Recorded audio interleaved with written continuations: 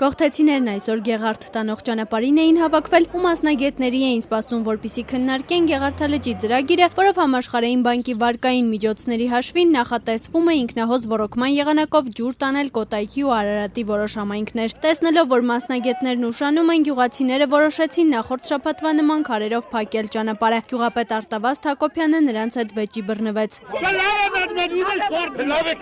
Գյուղացիները համոզված են, ջուրը ոչ թե մյուս համայնքներում բնակվող գյուղացիների, այլ օլիգարխների համար է տարվում։ Այդքան ծախս, այդքան բեր հայ ժողովրդի ուսին դնում են մի քանի մարդու համար։ Մենք երբեք դեմ չենք, որ ցածի գյուղերն ջուր ունենան, բայց այն գյուղի ժողովուրդն էլ ասում են, այդ որ բերում են մեր համար չի։ Իսկ ինչ են ասում մեր համար։ Չգիտեմ։ Իրանք դից ասել են, որ մեր համար չի։ Չգիտեմ։ Այդ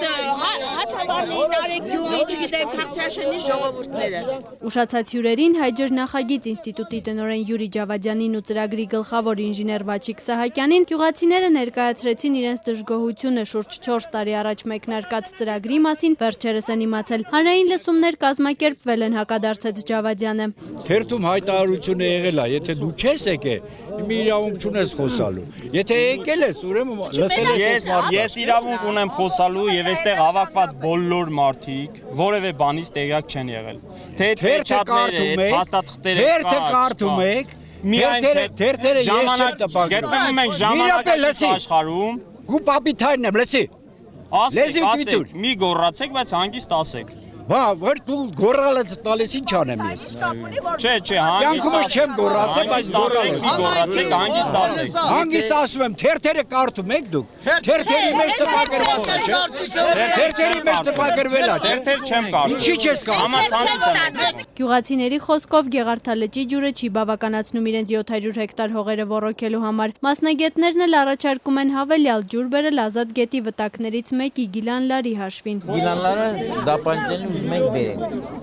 Էդի ես համարում եմ շատ մեծ լավություն, իմ կարծիքն է դա։ Ամբողջի պահանջը համար մեկն է։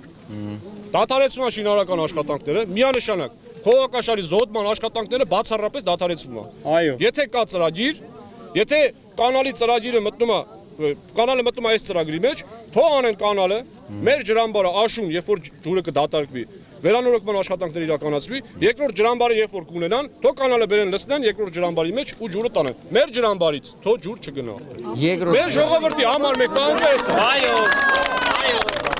Մեկ ժամ տևած քննարկման ընթացքում մասնագետներին այդպես էլ չհաջողվեց գողթեցիներին համոզել, որ ծրագիրը նաև նրանց շահերից է բխում։ Համաշխարհային բանկը փող է տալիս, որ սոցիալական լարվածություն չլինի, բնապահպանական խնդիր չլինի։ Դուք սոցիալական լարվածություն եք ստեղծել։ Համաշխարհային բանկը եթե իմանա դու սոցիալական լարվածություն եք ստեղծել այս գողթ համայնքում, ուրեմն ծրագիրը պետք է ասեցվի։ Իսկ սկզբանե ուրեմն ծրագիրը սխալ հիմքերի վրա է կազմվել։ Ուրիշ ոչ մի բան չունեմ ասելու։ Դուք զերքում եք ինձ ապրելու իրավունքից, ուրիշ ոչ մի բանից։ Դու շատ անպատասխան